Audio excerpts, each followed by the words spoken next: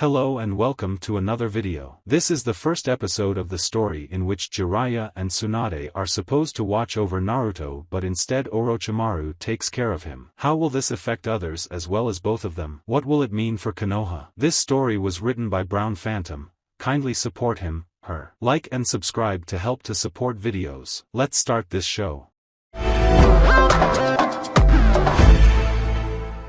Today was October 11th. The day after the Kyuubi no Kitsune attacked Konohagakure, and things weren't going well for those inside the village.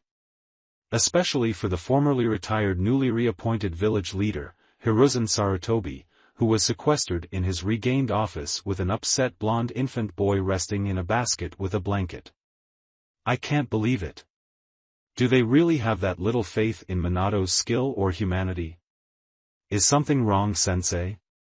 An almost eerie but not unconcerned voice asked from behind him. Ah, Orochimaru, it's good you came by. The elder Hokage said as he opened the window and let his pale student inside, who was dressed as a normal jounin. And yes, something is indeed wrong. But first, do you think you can reach Jiraiya or Tsunade really soon? Orochimaru shook his head. Sorry. You know Jiraiya is too wrapped up in his spy network to just come here all of a sudden. And need I say anything about Tsunade? At least try. Tell them they've got a new responsibility that requires they return here ASAP.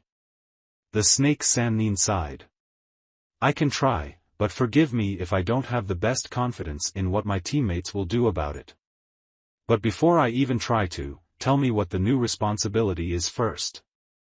Sarutobi nodded, knowing it would be pointless for Orochimaru to explain something to the others he himself didn't know anything about. All right. You see that young boy? He pointed to the sleeping infant. Orochimaru nodded. That's Minato's son, Naruto. Naruto Namikaze. I'm assuming it means maelstrom, not fish paste cake, right? Correct. But he won't be called Namikaze. He'll have his mother's maiden name Uzumaki instead. Orochimaru blinked. What for? Well, in the last war, Minato killed off a large number of IWA ninja as if it was nothing. And they're very angry at the humiliation they've received for it. If IWA knew Minato had a living relative, they may seek out his blood and go to extreme measures for it. We can't afford to risk such an attack now or in the foreseeable future, so if his name is different neither him or the village will be in trouble for it. Sounds good on the surface, but are you gonna keep this a secret from everyone in Konoha too? Sarutobi nodded. Yes. People can't reveal a secret they don't know. So until he's the proper age, he and everyone else must remain ignorant of his heritage. Him too? Why? Orochimaru asked, not seeing the logic. Kids tend to brag about themselves or their families to sound important amongst other kids. If he's ignorant too, then he can't draw too much attention to himself. Sarutobi explained. So Minato's son will have to live like a normal person? Who's going to raise him? Minato and Kushina listed Jiraiya and Tsunade as the child's godparents. Orochimaru looked surprised. Really? Why? Because they both knew and trusted your teammates, Orochimaru. It wasn't personal. Oh, I know that. And I already have a godchild. Remember Daisuke Mitarashi? Orochimaru asked. Sarutobi nodded, having seen the pale Sannin being friends with the named Jounin and his family. Sadly, he and his wife died yesterday, but they entrusted me with caring for their daughter in such an event. That's good, and Minato thought Jiraiya and Tsunade would be good for Naruto. If you can ask them to come here, that would be best. Orochimaru sighed. I can try, sensei, but remember, I don't have confidence they'll cooperate. I'll be as quick as I can, but while I'm gone, can you watch over Anko-chan for me please? Sarutobi nodded, not seeing a problem with supervising a 6-year-old for a bit. He could make some ninjas watch over her as a D-rank mission if he needed to focus elsewhere. Orochimaru then left the building and then the village to find his teammates. They were good at hiding from those looking for them, but since he was their teammate, he would have an easier time than others. But that didn't guarantee anything. 3 days later Orochimaru returned to the Hokage tower, empty-handed and alone. The first thing he saw when he answered were a bunch of irritated civilians and even a few ninjas too. One of them, a ninja wearing his Hitai-8 over his left eye, approached him. "Ah. One of the Sannin is here. Perhaps you could make Hokage-sama sensible again." "Sensible?" Orochimaru asked, beyond confused. If there was one thing the so-called professor wasn't, it was insensible. "Yeah, he's been hiding up in his office for over a day and being foolish by preventing us from doing our duty." Orochimaru didn't like any of this, and even less when murmurs from the gathered people said things like, "kill," and "demon." As far as he knew the Kyuubi had already been taken care of, so what was all the commotion about? He didn't say anything, just walked past them. The group let him pass with pleasure, figuring he was going to take care of the problem himself. Orochimaru stopped in front of the door, aware there had to be a seal to prevent entry. So he summoned a snake and had it slip into the vents that led into the room.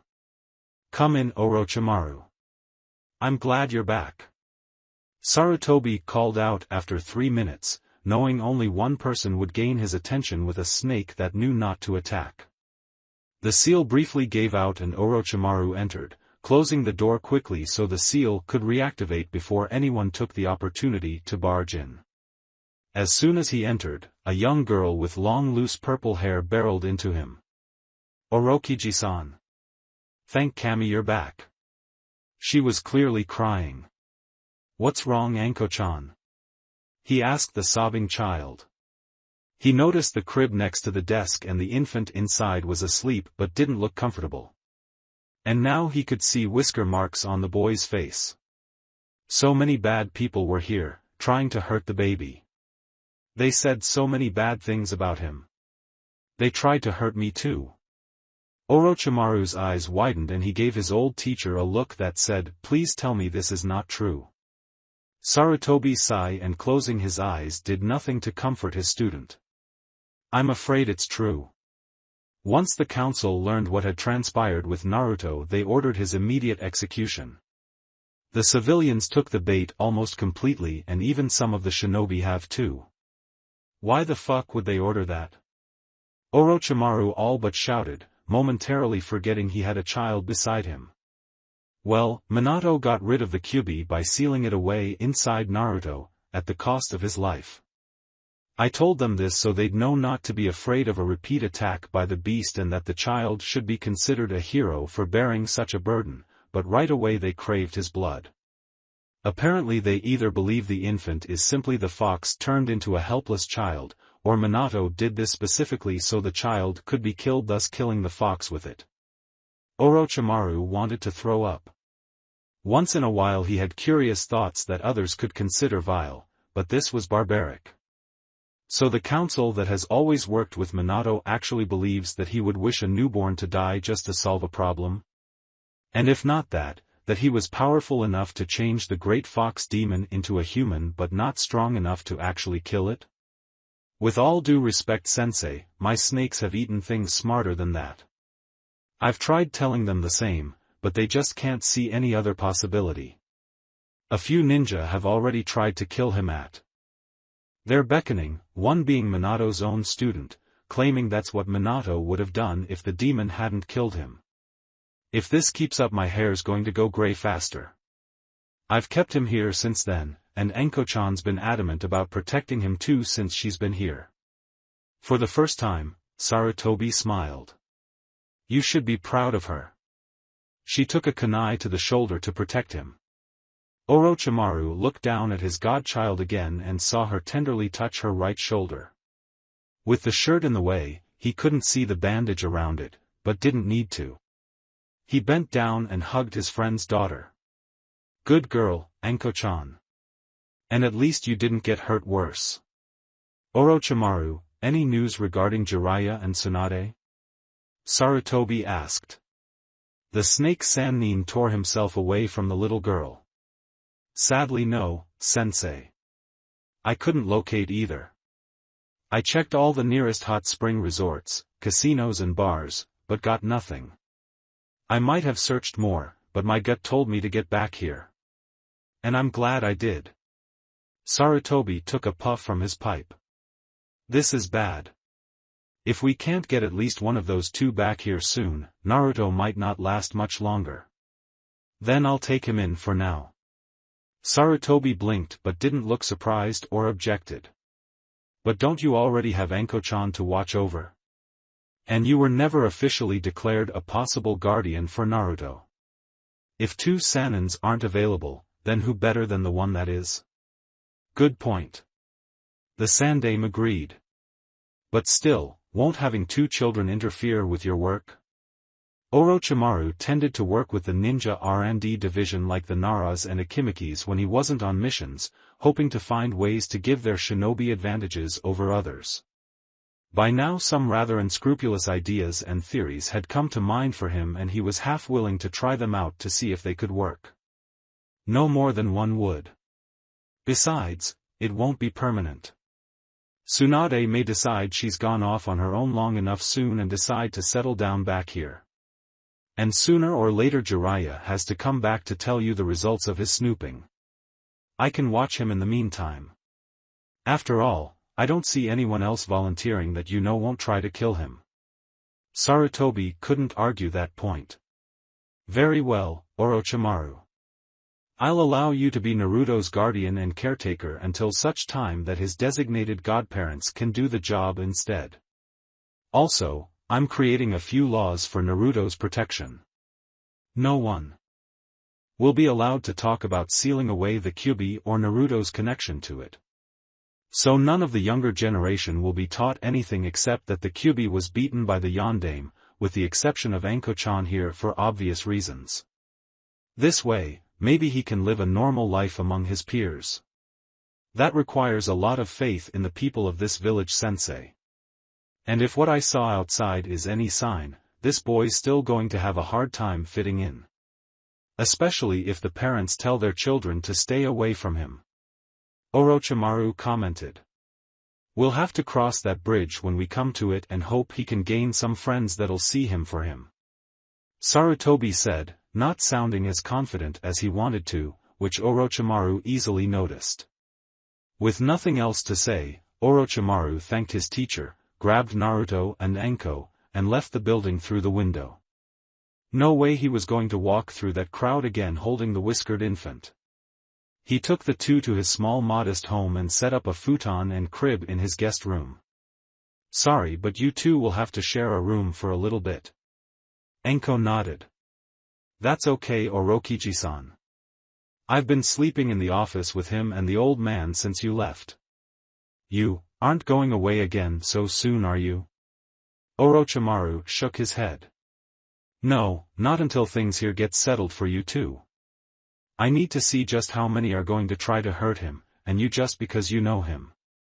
Again, protecting him was a very good thing to do. Anko smiled. He's cute, especially with those whiskers. I guess he is. I hope that's not the only reason you helped him. Anko shook her head. Nope. I thought he might be able to be that little brother I always wanted. And if he's staying here with me, he really is. Orochimaru smiled. I guess you're right. And as the big sister, you need to be there to keep him safe if someone tries that again. Try not to get yourself killed though, and get me if things get ugly. I sure hope this works out until those two get here.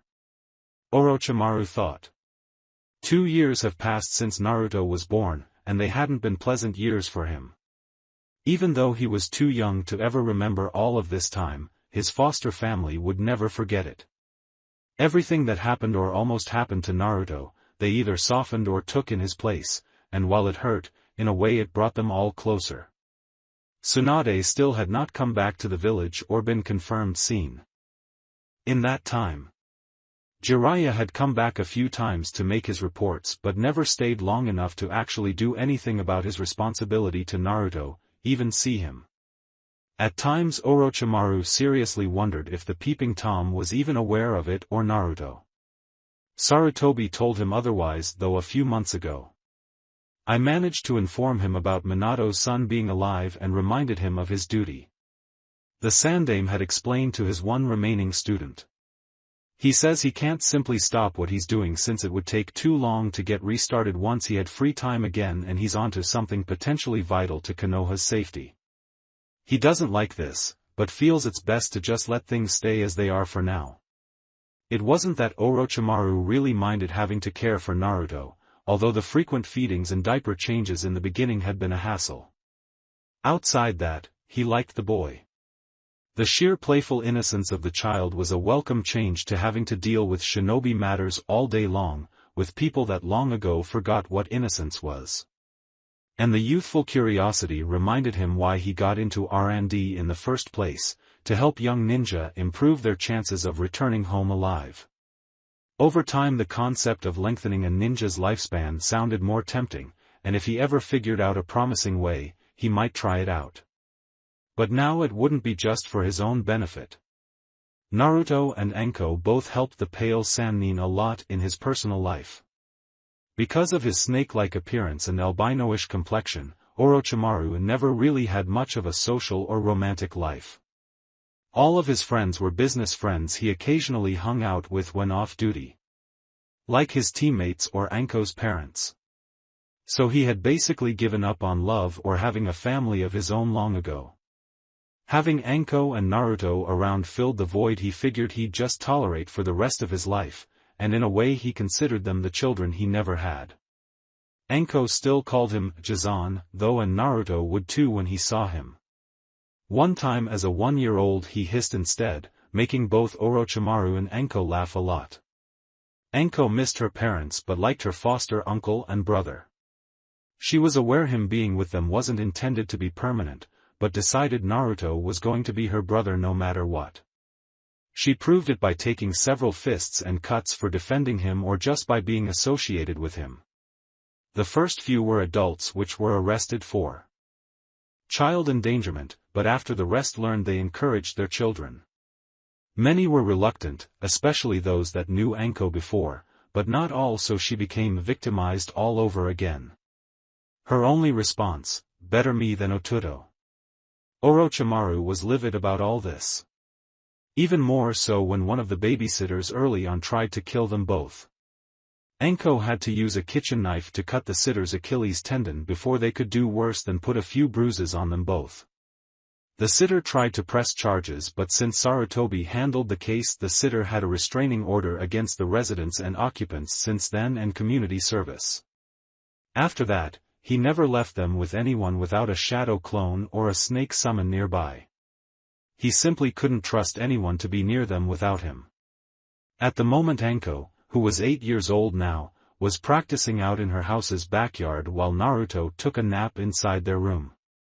The two still shared a room, which made it easier for her to defend him if anything should happen.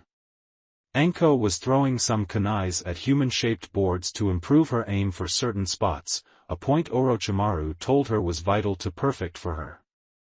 After she threw them, her personal summons Kogayaku, which Orochimaru had arranged to be permanently summoned to defend the girl until she was older, would retrieve them for her. Naruto had one too, a snake called Sango that was watching him like a guard dog at the moment. Both snakes were venomous and could become as large as boas if they had to.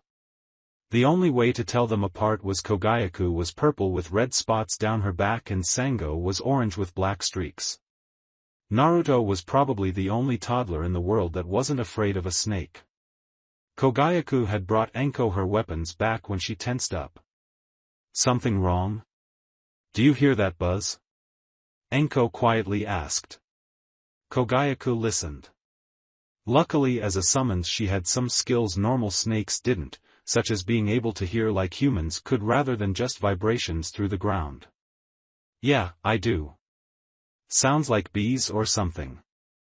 Soon they both noticed a large swarm of dangerous-sounding small insects flying towards their house and settling around the closed window of the kids' room. They couldn't get in thanks to a few rudimentary seals Orochimaru knew, but they weren't going to stop trying. Anko and Kogayaku almost hid until they saw the bugs weren't after them, just Naruto obviously. Problem was there was nothing either of them could do about it, except one possibility. Kogayaku saw Anko pull out her emergency paper bomb kunai and stopped her before she could use it. No, don't. It won't get rid of all of them and you'll just make it easier for them to get inside. What should I do then? Before the purple snake could answer, a mysterious person dressed like an Umbu agent came up behind them and knocked Anko out. Kogayaku grew to the size of a python and constricted herself around the intruder, only for him to replace himself with a log. With only one thing left to do, Kogayaku dragged Anko into a safe spot outside the house, got smaller, and darted to Orochimaru's office as fast as she could. Orochimaru, one of the heads of Konoha's R&D department, was going over some proposals for funds to explore researching new ideas and why they were advisable. Many were, but they had to be prioritized first. I've got requests for extra protein supplements to the Akimichis. Well, they may have to use their own funds if possible. This guy wants to see if one can find a way to siphon off another's chakra like a parasite, handy, but maybe risky. This guy wants to see what would happen if cells from someone with a Kekii Genkai were introduced into the body of someone without one. I'm intrigued. And this guy, Amachi wants to try new terrain to test possible physical adaptability. Claims to be very promising. Before Orochimaru could make a decision on anything, Kogayaku came in through the air duct. Orochimaru-sama. Danger at the house. He took the snake into his hands and shoo-shined away without a word. When he showed up in front he immediately rushed inside and heard hissing coming from the kids' room. He went in to see Naruto sleeping, ignorant of the trouble, but Sango was large and looking outside. Kogayaku left Orochimaru to go check on Anko. Sango, what happened? A large swarm of bugs, acting like they were on a mission, tried to get in. And some Umbu knocked Anko-chan out but got away before Kogayaku-san could punish them. Sounds like an aburame, but why would they do this? They've never had a problem with us before. Apparently one does. The orange snake stated hastily. Orochimaru frowned. I'm bringing this up to the Hokage. Sarutobi knew what to expect when his pale student entered his office. Well, what happened now, Orochimaru? Sensei, things are getting out of hand. The clans are now starting to act out against Naruto. They've kept their distance, probably to avoid offending me, but now a confirmed attack from an aburame shows this situation isn't getting better. A confirmed attack? How many ninjas use insect swarms? Orochimaru sarcastically asked. I see. The Sandaime responded. But can you confirm the individual? No, I cannot. But I know this won't be the last time. Sensei, I know you've done what you can for the boy, but I'm seriously reconsidering whether or not this is the best environment for him. For either of them. Sarutobi blinked. Orochimaru, that can't be done. It's not safe for them out there. It's not safe for them in here either. If anything, it's worse. Orochimaru shouted angrily. You've put in so much effort to keep Naruto from having enemies outside the village, but you keep forgetting he has them inside it too. I forget nothing, Orochimaru. Sarutobi countered sternly. I am not oblivious to the torment that has been going on at your household. Have you forgotten that all those arrested have suffered for their crimes? You have helped, but those not arrested just find new ways to hurt them. Usually through their own children. Are you aware that none of the parents will let their kids play with Anko-chan anymore? Just because she's the demon sister? She used to have a whole network of friends, now I can count the number of kids that still dare to talk to her on one hand. And do you honestly think Naruto will be in a better situation when he's older? Does this sound like a healthy environment for them? No, but I can't very well tell parents how to raise their children nor the children to disobey their parents. Orochimaru folded his arms. Not only that, but many of the merchants are trying things too. Anko-chan can barely buy anything unless I'm right there with her, since they won't dare overcharge or deny me, and I know the situation won't be any different when Naruto's older. You think it's good for them to be in a town that denies them fair prices or maybe the right to shop even if they can pay? Sarutobi didn't answer, mostly because he knew his student had more to say. Sensei, I've gone to a lot of trouble to ensure the safety of those two. I even have snakes around them 24/7, and I could only do that by giving Manda for living scarifices, which I got thanks to your order. Sarutobi nodded in recollection. For Umbu were found guilty of trying to murder the two children by arson, and he allowed Orochimaru to execute. The punishment. While brutal, at least some good came out of it in the form of snake guardians. Sensei, I'm seriously considering that this is not the best place for them to live. Orochimaru, your concern is admirable. Sarutobi started. Spare me the bullshit, Sensei. I know you're going to try to convince me they're better off here. Give me one good reason why I should let them stay here any longer rather than just take them away. Simple. Sarutobi stated. Minato sacrificed his life so his son could protect this village. If you take him away from it, it will make his sacrifice meaningless. If the villagers keep trying to kill him, it'll have the same results. Orochimaru countered. If Minato could speak to you right now, what would he say? I don't know. Maybe he'd agree with you, maybe he wouldn't. The council and citizens here have been trying to speak for Minato so much since his death, I'm almost afraid to now. But consider this, Orochimaru, you're only the acting guardian of Naruto. Jiraiya and Tsunade are still the ones with majority say regarding his whereabouts, and Jiraiya thinks that shut the fuck up, Sensei. Now Orochimaru looked pissed. How can you possibly have the nerve to say that? You actually expect me to believe that Jiraiya's opinion of Naruto's well-being outclasses mine, the one who has actually been raising the boy for the past 2 years? The man hasn't even seen Naruto in that time, and he's the one who knows best. He's not the one who's taken hits for the boy, nor has he fed or clothed or sheltered him. Hell, Sensei, you know as well as I do Anko-chan and I are the only ones who have any real claim to be the boy's family. Well, I can't argue that, but still, give the village another chance for the children to fit into. For my sake, if nothing else. Orochimaru sighed. Fine, Sensei, I'll try to tolerate this a little more. But if nothing changes for the better, I will do something about it, with your permission or not.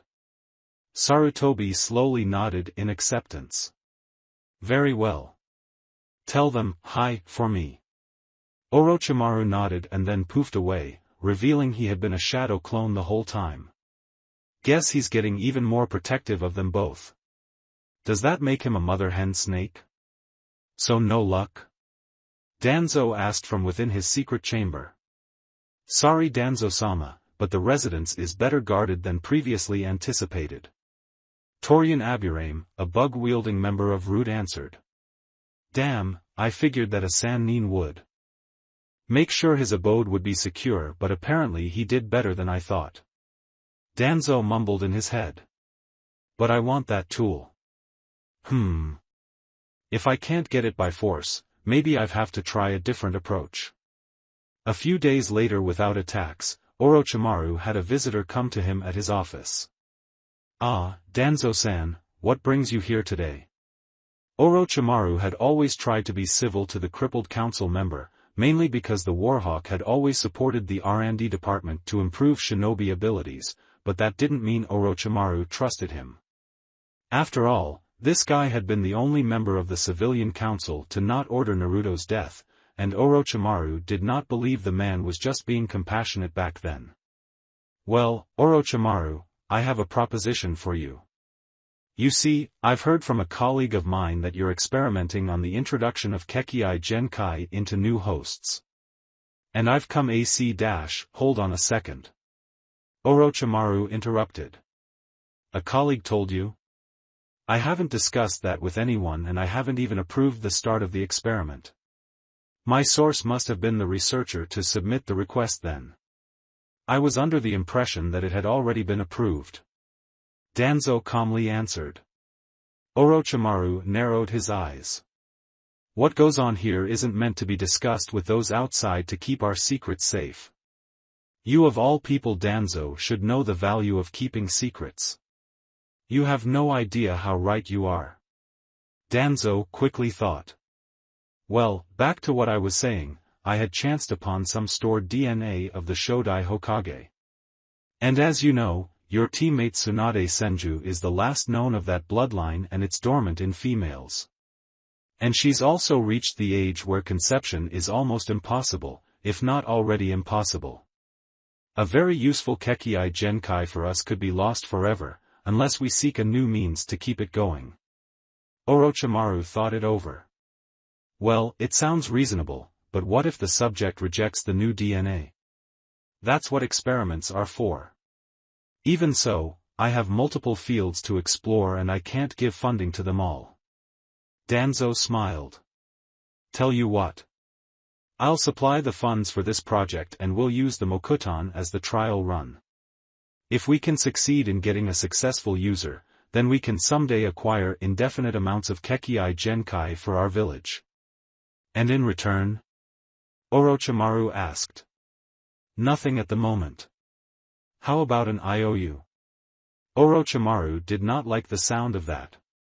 An IOU to this man was like having one to the Yakuza. But the idea he was proposing sounded enticing. Alright, we'll go forward with it.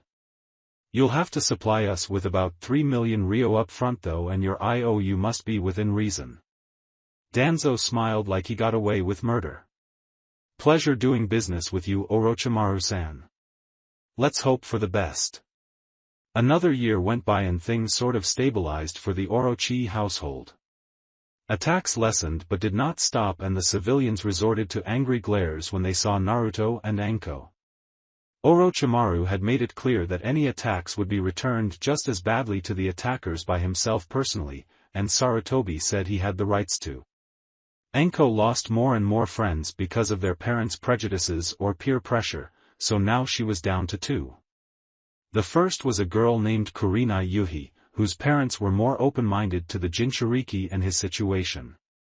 The second was an orphan boy named Kabuto Yakushi, recently brought to the village after being found alone in a battlefield and didn't mind the kids either.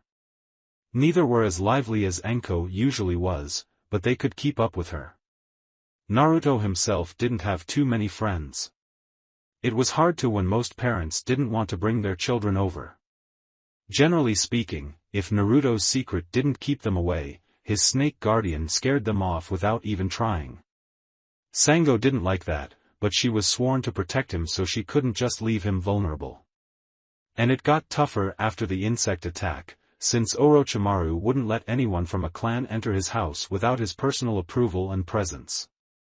So in short, only the Yamanaka, Nara, and Akimichi clan heads had their children come over because they trusted the Yondaime skills and hoped their kids wouldn't be afraid of snakes later on. The Hyuga would have if they were more open to mingle with others, and the Uchihas deemed the whole issue unworthy of significance, their words. At the present time, a soon-to-be 3-year-old Naruto was hanging out at the Yamanaka flower shop with a 3-year-old Ino while Orochimaru and Anko were trying to find him a birthday present or two. Inoichi was watching the two kids have fun their own way in the back of the room while going over a newspaper and noticed nothing out of place. There were a few insects buzzing around, but that was normal for a place filled to the brim with flowers. But after a little bit the buzzing noise of insects got a little too loud to be normal and Inoichi got suspicious. The kids noticed it and got scared, looking to Inoichi to do something about it. He looked around sharply but saw nothing suspicious, but went for the cabinet and grabbed the pesticide to be sure. A large black swarm of insects massed together through the open windows and entered the unsealed building. Ino screamed and ran for her father.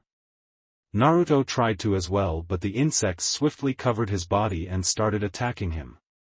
He screamed and tried to swat them all off, but fell to the floor and his movements slowed. Sango could do nothing but watch and hate herself for it. Something's not right. Those aren't normal Aburame insects, those just eat chakra, not sting and bite. These things are actually wounding Naruto. Inoichi thought, as horrified as he and his daughter looked. Ino tried to help swat them off, but her father grabbed her hand. No, don't. Those bugs will hurt you too. Use the spray too, Chan. Ino pleaded. I can't now, Naruto would get poisoned too. Naruto screamed again and his body glowed a faint red. The insects backed off bit but didn't leave his body or stop entirely. Unable to take the pain anymore, Naruto did the one thing any child in his situation would do, he ran. He didn't know where he was going or what he'd do when he got there, but he had to just run. The Yamanakas followed. Think he might like this, Jizan? Anko asked as she pointed to a play sword on display in a window. Orochimaru was about to answer, but any answer died on his tongue when he heard a familiar scream down the street. Anko heard it too and lost interest in the question entirely. Both looked down the street in hopes they were wrong. They saw a young child running around with a swarm of bugs clinging to him. A few passerby would try to beat the bugs off him, but they moved off on their own just enough to reveal who the child was. Once people saw, they either looked the other way or kept beating him for a different reason. Orochimaru, Anko, and Kogayaku rushed to help him. They were a little relieved when an Umbu agent dropped by the boy and did a fireball jutsu. The bugs fled off the boy, leaving Naruto to take the brunt of the attack. Orochimaru and Anko were horrified by this, and even more so to see the Umbu didn't look repentant or even tempted to put out the flame. Although Orochimaru saw that last part more than Anko did. Orochimaru used a gentle wind jutsu to put out the flame while Anko yelled at the Umbu, crying in anger. You jerk! You missed! That depends on where I was aiming. Anko gasped and then began hitting the masked ninja's legs, to which he reacted by kicking her off. She was undaunted by this and tried to attack again, but he simply left the area, seeing no reason to stick around anymore. But not before Kogayaku managed to give him a painful bite on his right calf. Before the insects could attack again, Orochimaru used a fire jutsu on them as intended and they were completely incinerated. He looked at Naruto and was very pissed, but not at Naruto of course. The blonde boy had second-degree burns almost all over his arms and face, with the clothed areas only bearing first-degree burns, and was breathing heavily. Ototo? Is he going to be okay, Jizan? Anko asked tearily, on the verge of hysteria. Orochimaru carefully picked him up. He will be. I know how to best help him. Anko-chan, get on my back. Kogayaku, go get Sango.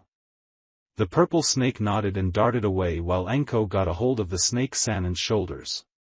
He then darted off to a safe place for them all. Some civilians started to wonder if maybe the one Sannin still in town had been pushed too far. That's it. I've had enough of this. Minato must be rolling around in his grave. Orochimaru angrily thought as he entered his house and placed Naruto down on the couch. The Kyuubi's chakra was already healing the young boy. And fortunately for him, he was unconscious by now. The two snakes entered the house a few moments later and got by the couch too. Anko, with tear-streaked cheeks and red eyes, hovered over her brother figure like a watchdog. Jizan, what's gonna happen to him? He'll be fine, Anko-chan. He's already healing and should be as good as new by tonight. What should we do about that bastard that burned him? Anko asked, sounding a little more angry now. Orochimaru never bothered to enforce appropriate language for the kids since they heard offensive things almost daily anyway. We'll see to him.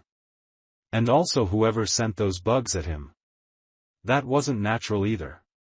But first, I've got something bigger in mind. Enko blinked. Like what, Jizan? This has gone on for far too long. Sarutobi-sensei can't bargain his way out of this. I'm going to make sure this stops once and for all. The snake Sannin stated with hostility and venom, and maybe a little glee at the last idea. Enko smiled. Can I help? Absolutely. But we have to act tonight and you can't tell a soul. He told her, to which she nodded. Good, now go pack up everything you have. We're going on a little trip. How long? Long enough. Enko looked worried about having to maybe leave her home and remaining friends for who knows how long. But after looking at Naruto one more time, she knew it was a matter of time before that happened to her too. And Orochimaru had never led her wrong before.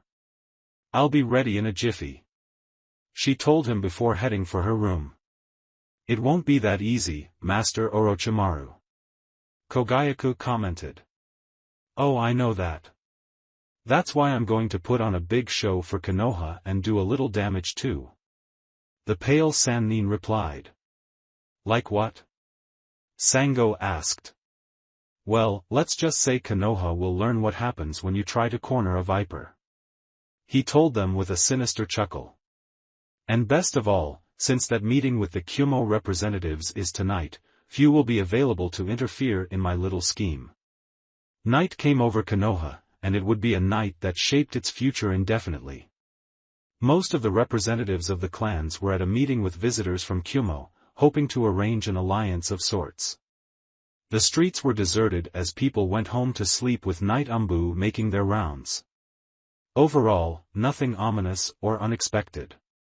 Sarutobi had called a brief break during the long discussion with the foreign ninjas so everyone could stretch their legs and use the restroom if needed. While he himself got a drink from a break room, an umbu agent approached him.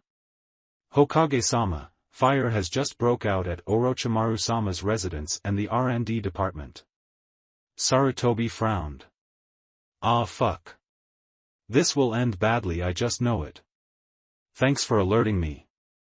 Tell my advisors and the clan heads I'm going to personally check this matter out and no decisions are to be confirmed without my presence. Hopefully this won't take too long. The old man then got into his combat out form and headed for Orochimaru's house, hoping to settle his student before he acted rash. Not that it wouldn't be uncalled for, he admitted. Sarutobi arrived at the Orochi household to see it burning to the ground. The umbu that arrived with him began immediately putting it out with water jutsus. Once the fire was gone, they salvaged through the wreckage for any bodies. Sarutobi prayed they wouldn't find any. One of the umbu captains came close to the elderly Hokage. Hokage-sama, there is little you can do here. Perhaps it would be more beneficial for you to investigate the other arson incident. So this is a confirmed arson? Sarutobi asked, not that he doubted it of course. Most likely sir.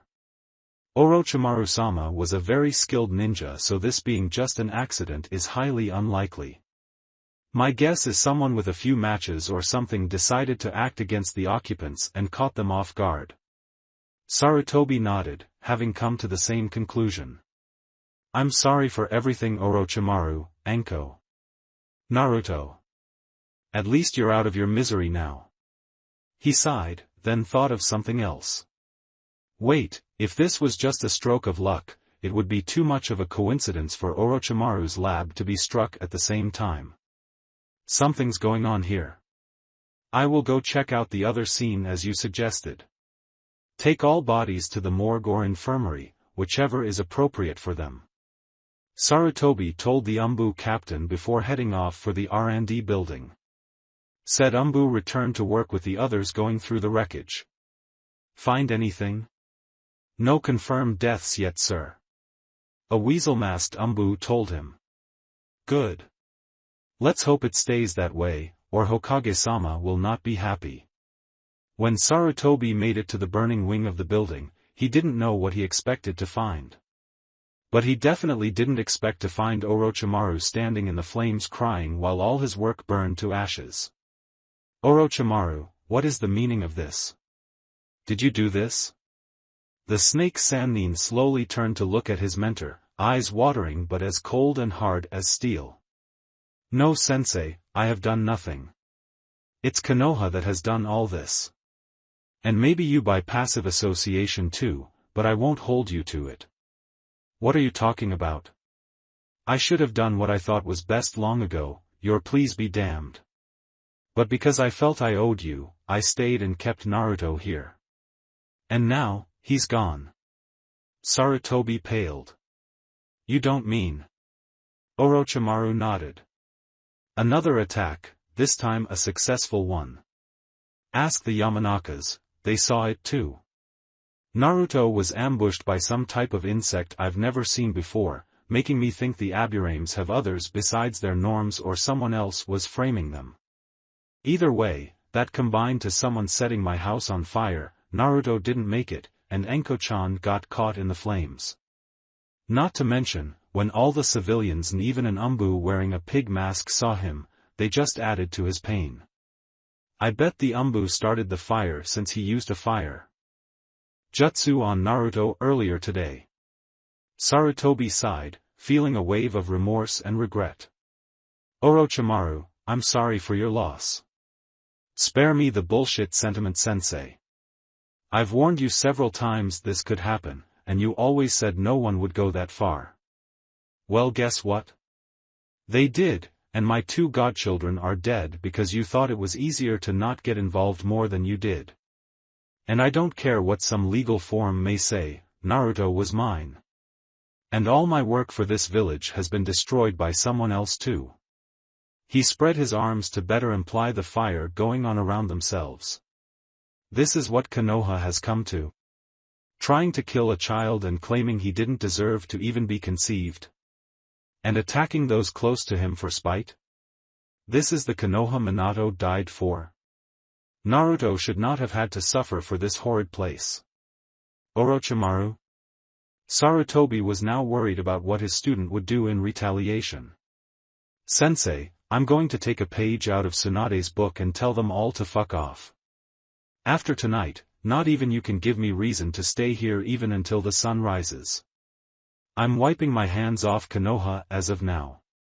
Sarutobi knew he couldn't stop his student, and deep down he couldn't fault him for taking this course of action.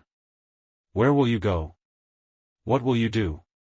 For the first time in this entire discussion, Orochimaru grinned. People can't tell a secret they don't know, sensei. If I don't know, I'll be forced to put you in the bingo book as a missing nin. Orochimaru scoffed. Like you did with Tsunade? The slug Sannin and her apprentice were probably the only registered ninja under Konoha that were not contained within the city and not classified as missing nin. Jiraiya wasn't classified that way because he was gone regularly for business in Tsunade's case, just leisure or apathy, maybe both, but she wasn't listed in the book. Tsunade is no threat to us. With you in this emotional state I can't promise anything. Sarutobi replied sternly. I will not ally myself with any enemy village sensei, but neither will I ally myself with this one anymore. So what are you going to do? Just wander around and wait to die? Oh, I'm in no hurry for death, never have been. But I'll find something to do to occupy myself. But it's none of your business, sensei. Now if you'll excuse me, I'll getting a little too hot in here. Orochimaru said before shining away. Sarutobi did the same and the building continued to burn. Until Umbu arrived to put it out. Before the meeting with Kyumo could resume, Sarutobi called the whole council together. Tonight, Naruto Uzumaki has been killed by some unknown arsonist. A few cheers from over half the council made him pause and flare up his ki to silence them. And because of that and the reaction I just witnessed, Orochimaru has cut all ties to the village. He can't do that. We need him here. A random civilian shouted. Sarutobi glared some more. Maybe you should have thought of that before encouraging all that mistreatment amongst the kids in his care. Both of them are dead now because of idiots like you all. Why the hell should he remain here to keep working for such a village? Would you? At least my child isn't a monster. Another random member commented, ignoring the Hokage's glare. Irregardless of how you all may see the situation, Orochimaru sees it as the final straw for his patience. He has no reason to help us anymore, and I probably wouldn't be surprised if he decided to do something drastic later on. Feel proud of yourselves, for you've helped us lose a valuable shinobi and possibly made several people you know targets of his wrath. And for what? Because you can't let go of a grudge no matter who the victim is? What a shining example of good leadership. But enough of this, let's just finish this meeting and call it a night. They all followed his lead, but several were already celebrating in their heads over the reported death of a blonde-whiskered boy. Did it work? Enko asked as her foster uncle came into view from her hiding spot, a bunker outside the city walls designed for civilian safety in invasion times. Like a charm. Orochimaru told her as he ruffled her hair. By tomorrow morning, everyone will think you and Naruto are dead and I left grieving. We can find somewhere to live with no one looking for you too. And I can train you both to fight back like shinobi should. Enko smiled. She was glad for that. Orochimaru told her they were going to leave their home and not come back. She was a little frightened. Especially if Tracker Ninja tried to find them. He told her he was going to stage their deaths, and that way no one would hunt them. Everyone had to think that, even the Hokage, or it wouldn't work. And apparently it did. No more bad people? Well, no more from Konoha at least. There are still enemies outside, but they won't attack as much. Orochimaru-sama, is it true we can't go back? A young boy with white hair asked. Well, you could, but where would you go, Kabuto-kun? Orochimaru found the boy in the lab before the fire had started to attract Sarutobi. Apparently the boy had been the subject of a few experiences Danzo had been doing without Orochimaru's knowledge. He wasn't supposed to even be involved, but Danzo had his own agenda, and damn those that didn't go along with it. He had been trying to create many Kekii Genkais, with just the Mokuton tests being a cover front. According to the results Orochimaru saw tonight, most subjects dies, but 2 young boys and 1 girl survived. One was about Enko's age named Yamato and he was a success in acquiring the Mokuton, and the only one at that. Kabuto had been the second boy and the subject of better-than-normal healing experiments, and they seemed to work too. The girl had been Kurenai, who had not been tested on yet but had been selected since she was Enko's friend.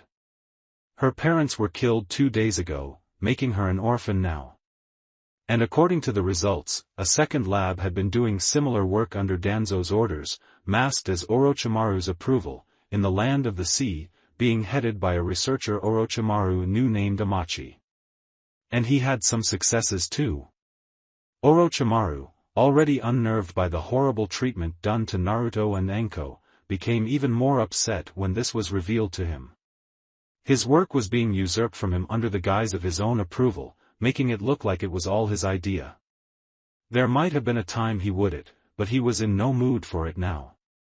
So he took the kids to a safe place, went back and set fire to the lab to destroy his notes, ensuring no one else could misuse his work, and waited for Sarutobi to show up and act his part. He lied about Naruto and Enko's death to ensure no one else would follow him, believing him to have left in grief rather than protecting the children. Back at the present, Orochimaru let everyone who had been hiding come back outside. If you want to go back Kabuto-kun you can, as long as you swear not to say a word about tonight. Same for you, Kurenai-chan. The bespectacled boy sighed wearily. No, that's alright Orochimaru-sama. I don't have any family there, so what do I have to go back to? Kurenai tearily nodded. Yeah, me too. Where will we go? Enko asked. Kogayaku settled on her shoulders to hear this while Sango did the same with Naruto. Yamato looked at the snakes wide-eyed, afraid they would bite. First, we're going to settle some business in Land of the Sea with someone misusing my work. And then we'll go somewhere I know no one we can't trust will find us there. Where? Naruto asked. I'll tell you later. Not a good idea to say too much near here, and we should get out of here. Orochimaru answered. With no other words, he picked up Naruto and placed him on his back. Kogayaku got larger and let Anko and Kurenai ride her, with Sango doing the same for Kabuto and Yamato. They started running or slithering away from Konoha, not sure when or if they'd ever see that village again. Orochimaru also created several shadow clones and had them run in several directions with extra summoned snakes to tag along, making it that much harder for anyone to find them. An hour later the kids had fallen asleep, and everyone on the move slowed down a little to not disturb them too much. Kogayaku stopped completely though, and turned her head around. Orochimaru, I smell someone coming up from behind. The pale Sannin placed Naruto on Sango's back, getting ready to fight. He went off to get rid of this potential threat, only to find a Kyumo-nin running towards Land of Lightning. He would have done nothing about it, except he saw the burlap bag the Kyumo-nin carried with something moving inside it trying to get out.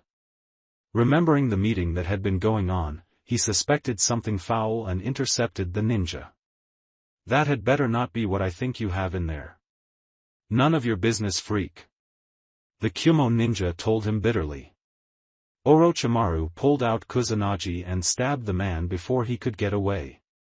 He then took the bag and opened it to find a bruised and crying little girl with white eyes. So, did you decide on your own to kidnap a child, or were you ordered to? Fuck you. The Kyumo-nin answered, coughing up some blood. Orochimaru kicked his head, snapping his neck, then held the crying hurt girl. Don't worry, you're safe now. I'm Orochimaru. What's your name? Hi. Hinata. Well, Hinata-chan, want me to have someone take you home? He asked, and got worried when she looked even more frightened and shook her head no fiercely. Why? What's wrong? Everyone there is bad. Okasan was good, but now gone. Everyone else hate me. Don't want to go back. Please don't make me. She broke down after that and wept into his chest. Orochimaru then noticed that some of the bruises weren't as fresh as others, meaning she had been hurt before the kidnapping. I can't believe it. It sounds like some of the Hyuga like to beat up their own rather than just Naruto. That place keeps getting worse and worse. He calmed himself before he spoke to avoid upsetting Hinata. Don't worry, you'll stay with us in the meantime.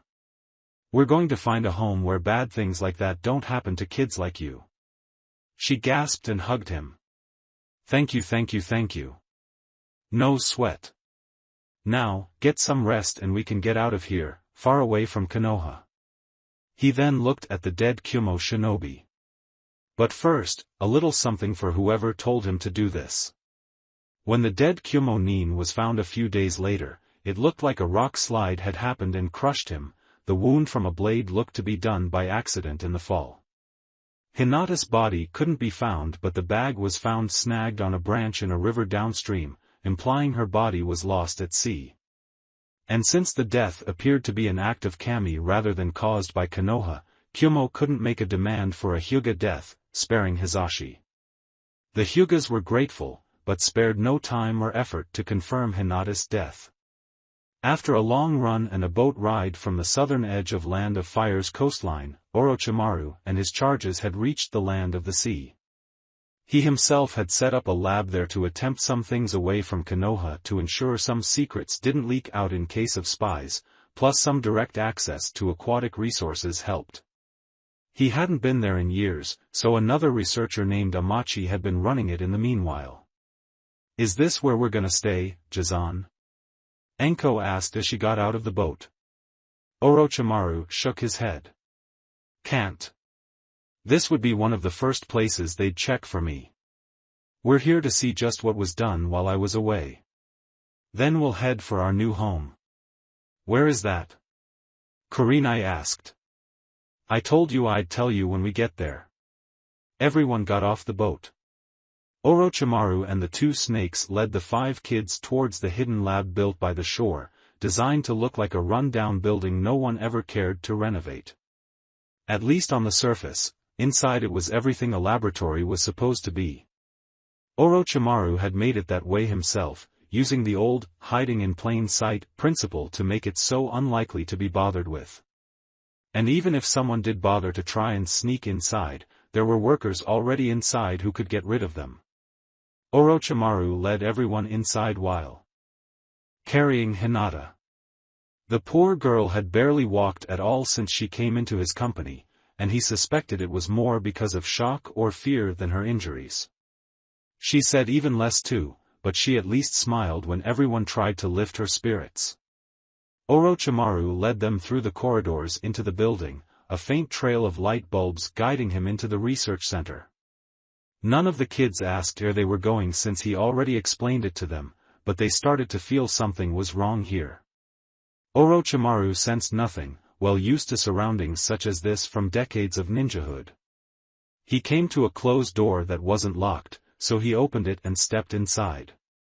Right away he wished he hadn't done that, to spare the children from the sight of the room's contents if nothing else. There were large glass containers that looked like oversized test tubes lined against one side of the room, each but 2 with a person inside it. The ages and genders varied, and out of all of them only one container had a glowing light on it, indicating something unique but not immediately obvious. There was also a table with various pieces of lab equipment and papers spread about. It looked like someone here had been doing some rather unorthodox human experimenting here, something the kids weren't supposed to see. What is this place? Kurenai asked. This was a lab to see how we could improve our ninjas' physical capabilities. Orochimaru answered. This wasn't what I was expecting though. Especially that, whatever that is. He then pointed to the glass tubes. Are they, even alive? Yamato asked, having flashbacks to the experiments done on him for the past year and being the only one to walk away alive from it. Orochimaru carefully looked over each one. The one tank with the glowing light had a monitor that showed a faint heartbeat. He then noticed all the tanks had monitors too, but this one was the only one actually working. And judging by the size of the person inside, the test subject was a very young child, making the pale Sannin uneasy. This one is. I'm going to get her out of there. He checked everywhere for a latch of some kind, and found one near the top of the tank.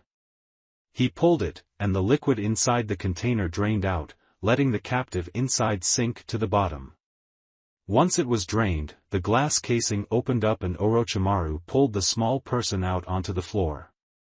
This test subject was indeed a young child, a girl close to Naruto and Hinata's age who couldn't possibly be more than half a year older at most. She had long purple hair and a pale complexion, but not albino-ish like Orochimaru. She also didn't have any clothes on, so Orochimaru wrapped her in his jacket to keep her covered. In doing so, he saw a strange mark on her left shoulder that looked like 3 tomos inside a circle, resembling a seal of some sort.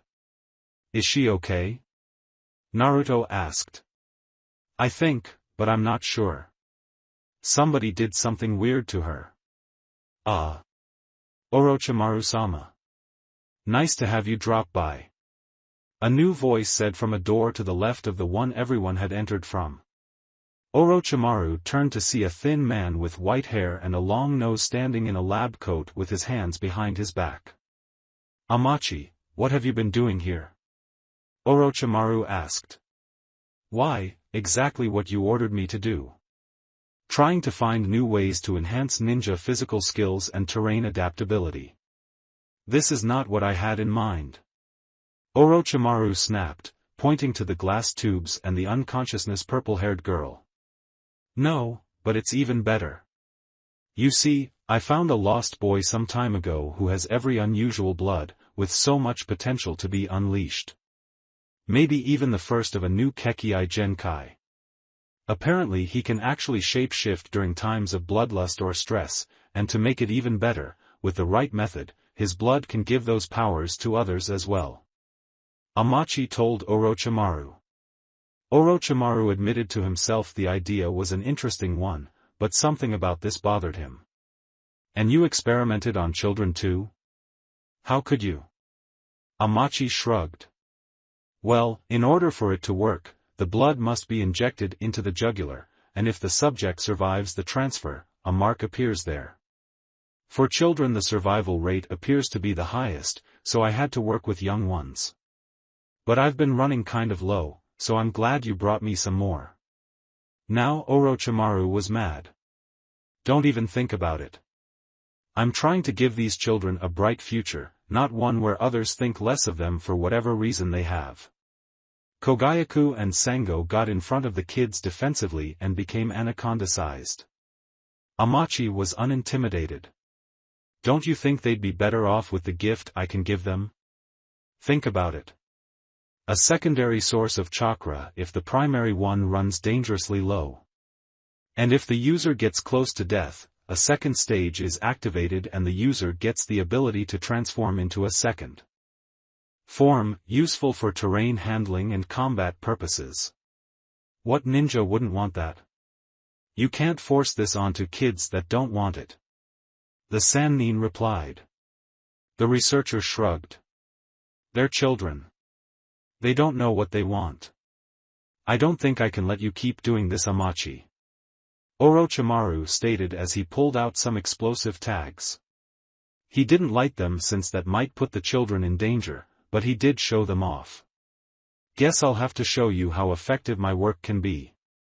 Amachi said as he swiftly pulled out a syringe and threw it at the group. Before anyone could block it, the needle struck Enko in her jugular, making her scream. Enko-chan. Everyone yelled as Orochimaru pulled the syringe out. Enko kept yelling and squirming on the floor. It hurts. It hurts. The beginnings of the curse mark started to form around the puncture wound like a burn. While they were distracted with Enko's agony, Amachi took the opportunity to get several more syringes and hit all the remaining children in the jugular with great aim. All of them fell screaming and writhing as their blood burned internally. Kogayaku and Sango wrapped around the long-nosed researcher and began constricting him tightly. Orochimaru stood in front of him. Why the hell did you do that? And while we're at it, how were you able to? Well, you needed to be convinced my work has value. As for how, well, I guess you and your snake friends were just too slow to do anything about it. Forgive us, Orochimaru-sama. We were more focused on Enko-chan than the others for that brief moment. Sango said regretfully. I was at fault too for that. Amachi, tell me you have an antidote for this. Amachi tried to hold in a laugh but failed and laughed loudly. Now why the hell would I create an antidote for a power-up? What do you think I am? Stupid? Orochimaru was really disgusted with this man.